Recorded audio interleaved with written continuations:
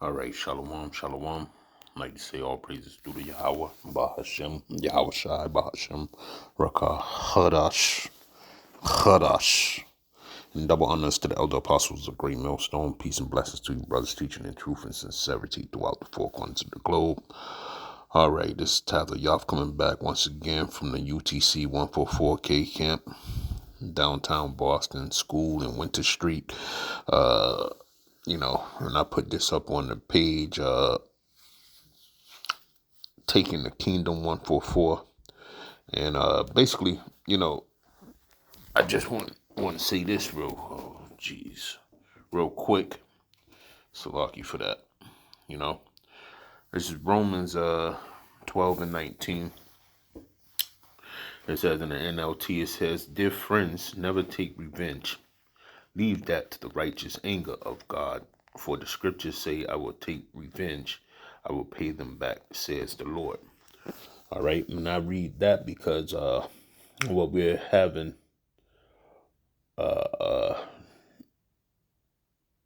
happen, right, in this time frame, right, because we know that this is the end of days for the kingdom of Esau, Edom. All right. Revelations 12 and 12. We know that Satan's, let's just get it. I'll get it. Revelations 12 and 12 because I'm already there. All right. And that was 19 that I was reading. All right. So in this time, we're supposed to rejoice, man, because we know that the end of Esau kingdom is going to come with great violence. All right. And that's how the kingdom of Yasharala is going to start there with their empire, forever empire. I'll say that. All right. The thing that was promised to us by Yahweh through Yahweh. I mean, not through Yahweh, but through Abraham, Isaac, and Jacob. Okay. And the progenitors, which are the 12 tribes. All right. We are getting ready to go back to our homeland. All right. That the Lord said that we should never see again, but by way of, what's about to go on over there now. All right. So you have the least of them. Let's get a couple of scriptures and I'll speak about them briefly. But as of today, you know, we have military drills happen in the Strait of Hormuz. All right. China, Russia, and Iran.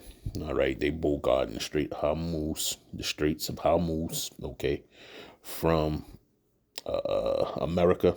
And then the wicked elitist, a globalist, all right, Zionist, small hatters over there, okay, the big nose people, okay, the 48ers. It's about to go down, all right, and we don't have the exact timing or the drawn out conclusion of the matter, but due to scriptures, we know that you know what's soon to come to play. All right, of all them. Let's go to it. Now I'll get it. Let's go to Joel 3 and 9 real quick. All right. And what we're seeing is a particular prophecy being played out. All right. And you see it right here, Joel 3. It says, "Proclaim ye this among the Gentiles, prepare war, wake up the mighty men, let all the men of war draw near, let them come up, beat your plowshares into swords, and your pruning hooks into spears. Let the weak say, I am strong. Assemble yourselves and come all ye heathen, and gather yourselves together round about thither, cause the mighty ones to come down, O Lord."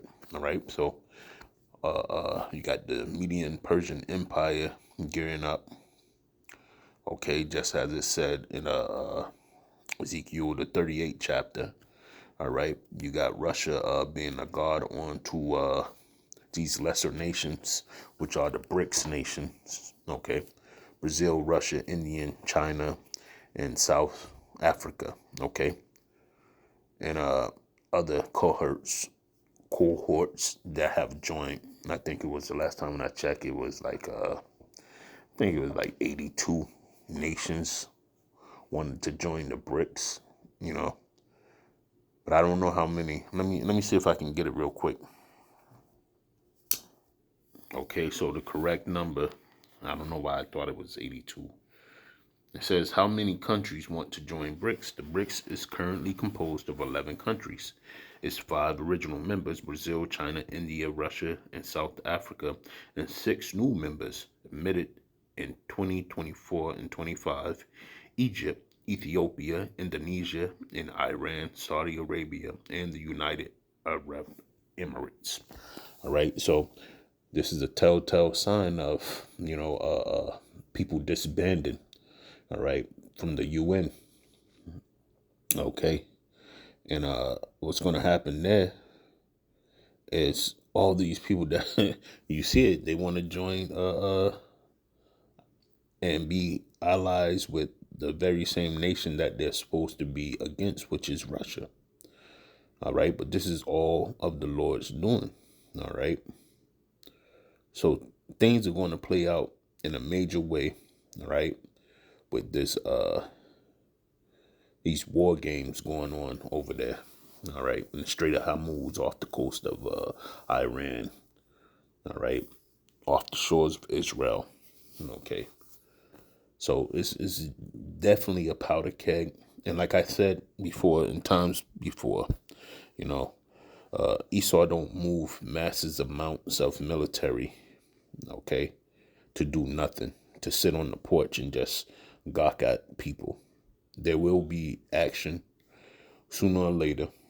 All right. I can't tell you when, but we know the prophecy where it says, let's just grab it.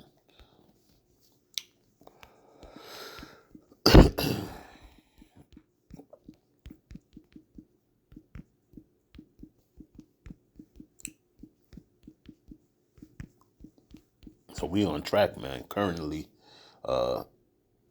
we're moving towards the right direction. Okay.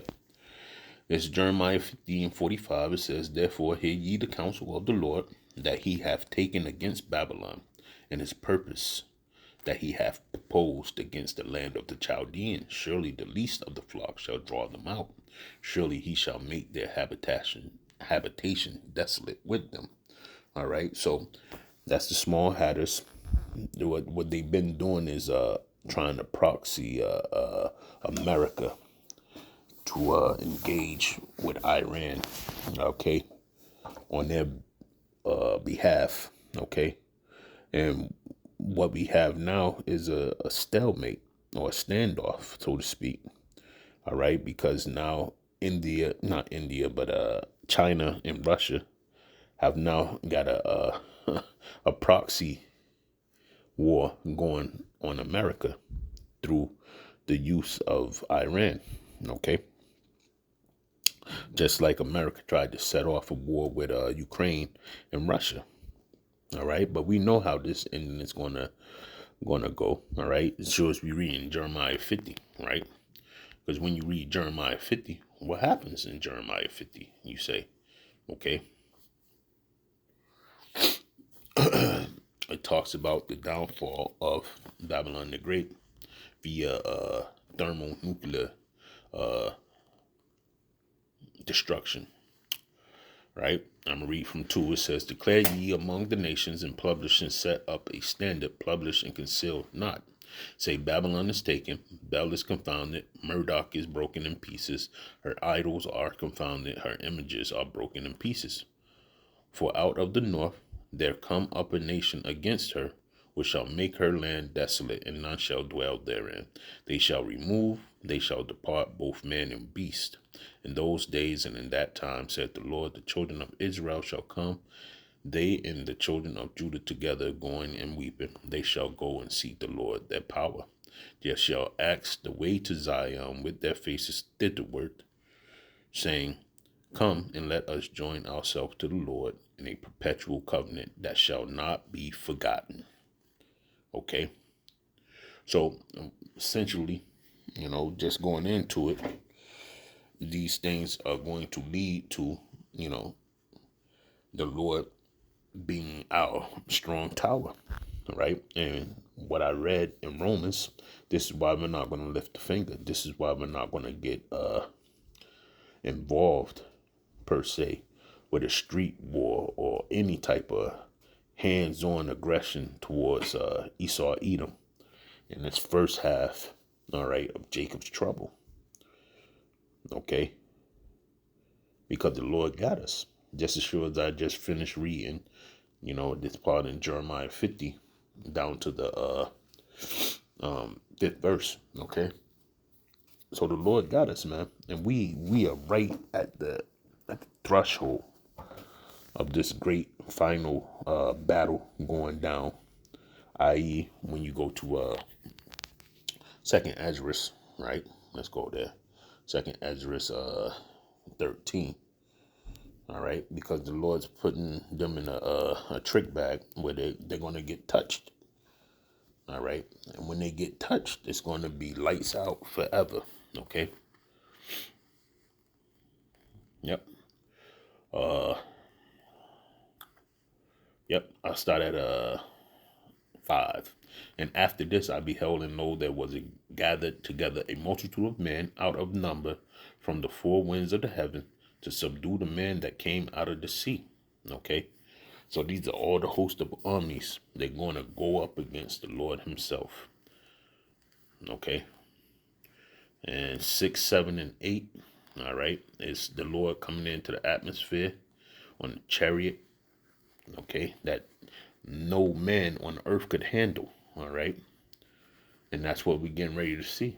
It says, "Is lo, and lo, as he saw the violence of the multitude that came, he neither lifted up hand, nor held sword, nor any instrument of war, but only I saw he sent out of his mouth as it had been a blast of fire, and out of his lips a flaming breath, and out of his tongue he cast out sparks and tempests." All right.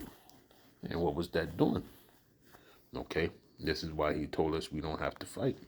And they were all mixed together, the blast of fire, the flaming breath, and the great tempest, and fell with violence upon the multitude which was prepared to fight, and burned them up every one, so that upon a sudden of innumerable multitude nothing was to be perceived, but only dust and smell of smoke.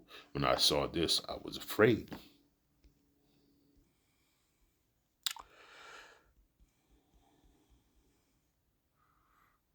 Yeah, so basically, I read that, and brought this out because what we getting ready to see is the Lord get ready to deal with Esau in a manner that is going to be world renowned, okay, and forever etched in history, okay, as you know, Esau's downfall, okay. So Israelites that got knowledge, wisdom, and understanding, we're not going to be involved in anything when it comes to opposing or not opposing. I would say going out there and battling and marches and fucking protests and all that shit. All right. Because the real host of armies is going to bail us out. It's going to get us out of the trouble that we so very much need. Okay. And it's all scriptural, man. All right. Let's grab that real quick.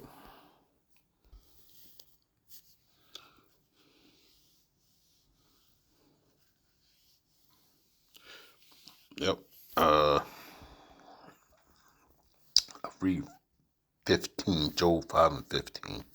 It says he rescued, this is the NLT. He said he rescues the poor from the cutting words of the strong and rescues them from the clutches of the powerful.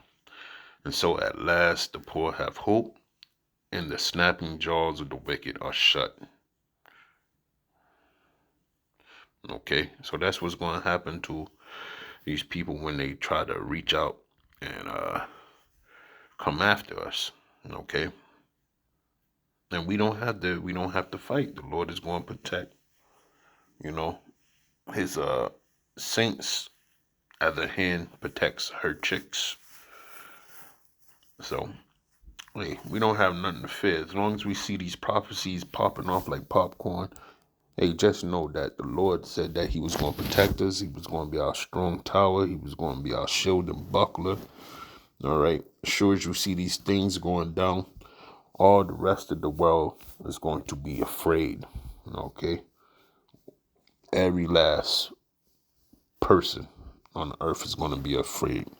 But those that's not in the wisdom and knowledge and understanding of Yahweh Bashem Yahweh Shai, they're gonna lose it, man. They're gonna lose their life. Okay? If the Lord ain't with them.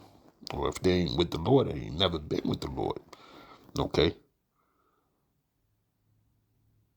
So yeah, I just wanted to throw that out there, man. We see these prophecies popping off. Okay? Things are moving closer to the crescendo. Okay? The height before everything comes crashing down. Well, before we get to that height, just know you're seeing everything play out, and you shouldn't have a doubt in your mind, okay, on Yahweh Bahashim Yahweh Shai, man. Just know if we seeing this being played out, they're gonna, make good on that end, all right?